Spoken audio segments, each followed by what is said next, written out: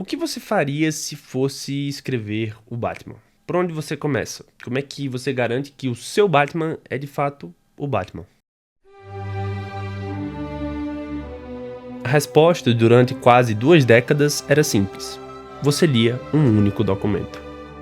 Um guia criado por um único homem.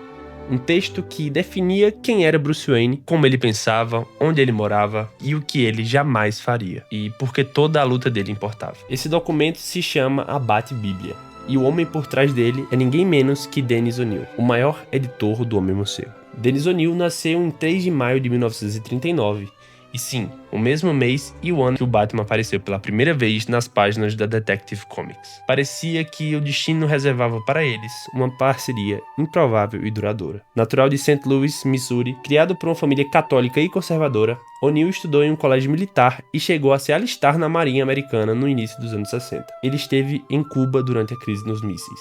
Quando voltou para a vida civil, encontrou seu caminho no jornalismo e, eventualmente, nos quadrinhos, começando sua carreira como assistente do lendário Stan Lee na Marvel. Quando O'Neil chegou a DC nos anos 70, o Batman estava em uma situação difícil. A série de TV de Adam West dos anos 60 havia deixado uma marca difícil de apagar.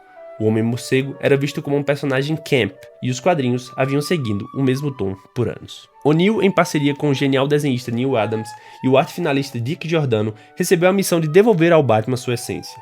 E eles fizeram isso de forma magistral. Eles trouxeram o personagem de volta às suas raízes, sombrio, urbano, mais detetive do que super-herói. O próprio O'Neil dizia que seu trabalho foi simplesmente trazê-lo de volta ao que havia começado.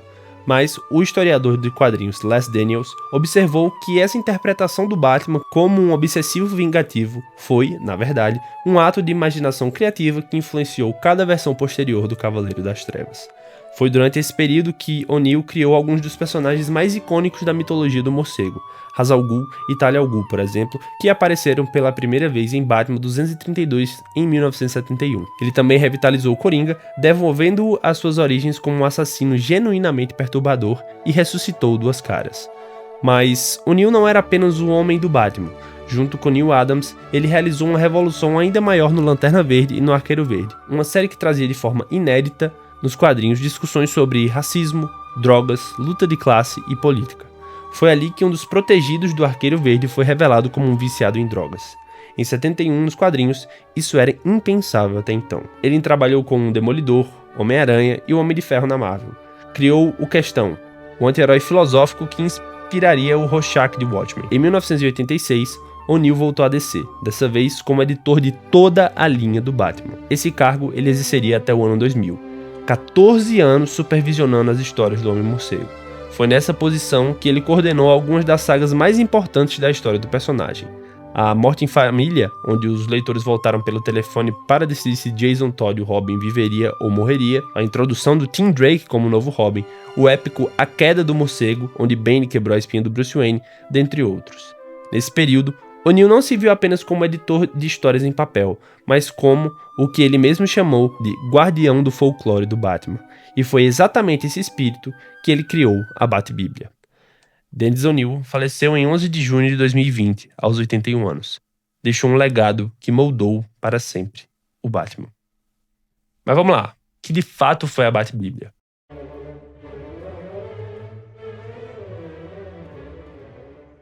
A Bat-Bíblia foi escrita originalmente em 1989, ano do filme de Tim Burton com Michael Keaton, e atualizado ao longo dos anos 90. Ela era um documento interno da DC Comics, enviado a todo novo criador que fosse trabalhar com Batman pela primeira vez. Era o manual de instrução do Homem-Morcego. O assistente editorial de O'Neil, na época, o Scott Peterson, foi quem preservou o documento e o publicou online décadas depois. E é graças a ele que a gente tem esse vídeo aqui, inclusive o link para você ler a Bat-Bíblia de maneira integral vai estar aí na descrição, beleza? A Bat-Bíblia não é um documento longo, não é uma enciclopédia, é conciso, direto e preciso.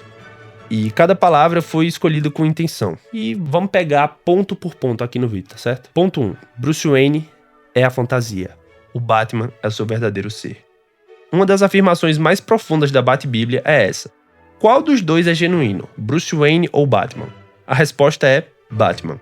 Wayne tornou-se parte do seu arsenal de ferramentas, uma identidade que ele acha útil.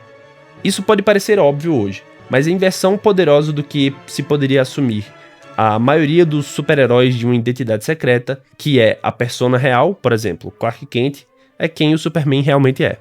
Mas O'Neill argumenta o oposto para Bruce. A riqueza e a posição social de Wayne existem como ferramentas para o Batman ter acesso ao poder de Gotham e coletar informações. O Bruce Wayne que ele apresenta ao mundo é uma máscara calculada, um homem sem foco, que nunca se casou seriamente, que parece não ter encontrado a si mesmo. Por que isso é genial? Porque cria uma profundidade trágica ao personagem. Bruce Wayne não descansa de ser Batman quando tira a fantasia, até porque ele nunca tira a fantasia. O luto pelo menino que perdeu os pais nunca terminou. Ele se transformou em uma missão que dá sentido a uma existência que, de uma forma ou outra, ele acharia insuportável. Isso é psicologia de personagem em alto nível. Ponto 2. O Batman nunca mata. O'Neill foi enfático a ponto de escrever em caixa alta: Batman nunca mata. Vamos repetir para as pessoas no balcão: Batman nunca mata. E ele explica o porquê com elegância. O trauma que criou a obsessão de Bruce Wayne também gerou nele uma reverência pela sacralidade da vida humana. A vida é o bem mais fundamental. Se o Batman não fosse consumido pela eliminação do crime, ele não seria o Batman. E se ele não considerasse a vida inviolável, também não seria Batman. São duas faces da mesma moeda. E isso é genial porque estabelece uma regra que cria tensão dramática. O Batman tem de resolver situações impossíveis sem cruzar essa linha. Isso força a criatividade narrativa e, mais do que isso, a recusa em matar o separa dos vilões que combate. É uma linha filosófica, não apenas uma regra de Comics Code Authority. É o que faz dele um herói e não um predador. Não é mesmo, Zack Snyder? Ponto 3. Obsessão não é loucura. O'Neill estabelece algo fundamental. Bruce Wayne não é insano. Há uma diferença entre obsessão e insanidade. É uma distinção que parece pequena, mas é enorme. Um Batman louco seria apenas um vilão com boas relações públicas. Um Batman obsessivo, plenamente consciente do que faz e por que faz, é um herói trágico. Ele sabe que jamais eliminará completamente o crime, e faz isso assim mesmo, porque é a missão que dá significado à sua existência intolerável. É a estrutura de um personagem shakespeariano, não de um paciente de asilo. Ponto 4. Gotham é um personagem. A Bat-Bíblia descreve Gotham como uma destilação de tudo que é sombrio, assustador e opressor em Nova York. E vai além. Afirma explicitamente que Gotham deve ser tratado como personagem nas histórias. O'Neill diz que os fundos dos painéis não devem ser negligenciados. A arquitetura, a atmosfera e as sombras, tudo isso deve ser trabalhado. Ele até define a vibe de Gotham como uma imagem poética. Gotham é Manhattan, abaixo da 14ª rua, às 11 e pouco da noite, na noite mais fria de novembro. E isso é maravilhoso porque o ambiente molda a história tanto quanto os personagens. Um Batman em uma cidade genérica seria menos assustador, menos necessário. Gotham precisa ser o tipo de lugar onde o Batman faz sentido de existir. A cidade justifica um homem. Ponto 5. O vilão ideal. Arquétipo, não ameaça. O'Neill define o vilão ideal do Batman como aquele que usa sua vilania no rosto e representa traços arquetípicos. Ele usa o Coringa e o Duas Caras como exemplos perfeitos. O Coringa é a anarquia e o caos, e o Duas Caras é a dicotomia entre o bem e o mal que existe em todo ser humano. E ele observa que esses dois são antagonistas naturais para o Batman, porque o Batman é o oposto funcional deles. Enquanto o Coringa representa o caos total, Batman representa a ordem absoluta.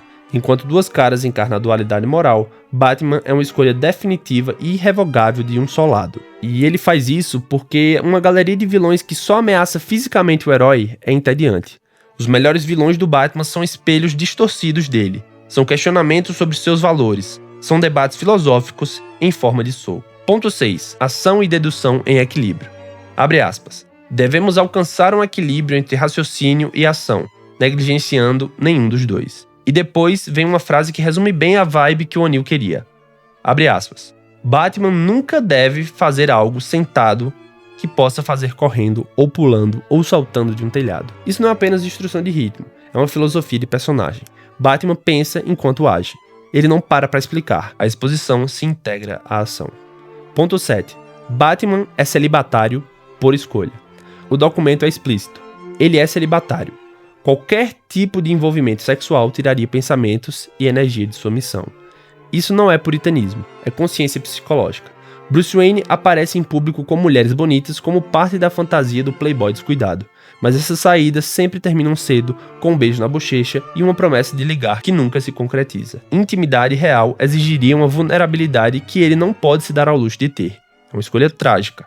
Não é incapacidade, é sacrifício consciente. Ponto 8.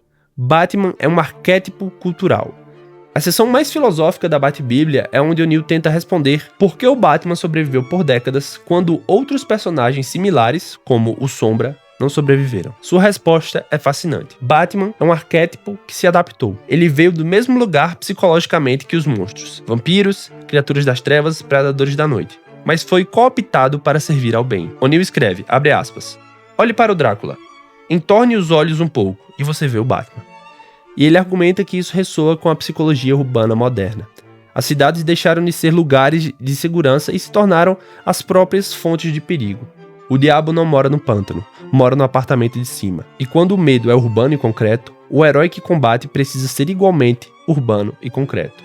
Não um deus, não um alienígena, mas alguém que nasceu desse mesmo escuro e aprendeu a usá-lo.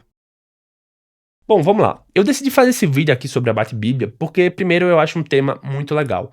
Segundo, porque depois que eu vi isso aqui, eu senti a necessidade de trazer para as pessoas, porque ela responde pontos críticos de vários críticos do personagem, por exemplo. E bom, esse foi o vídeo de hoje. Eu só tenho uma mensagem mais para os fãs aqui do canal. Se você não quiser escutar, você pode pular. Lembra sempre de deixar o like, lembra de se inscrever aqui no canal. Eu vou tentar fazer mais vídeos, tá? Foi mal essa minha ausência, inclusive é isso que eu vou falar agora para vocês. Mas, se você já assistiu o vídeo até aqui, muito obrigado. Deixa o like, se inscreve e valeu. E bom, se você ficou no vídeo até agora é porque você se importa comigo, pelo menos, ou com o canal, né? O motivo de eu ter sumido pelo último mês foi pessoal.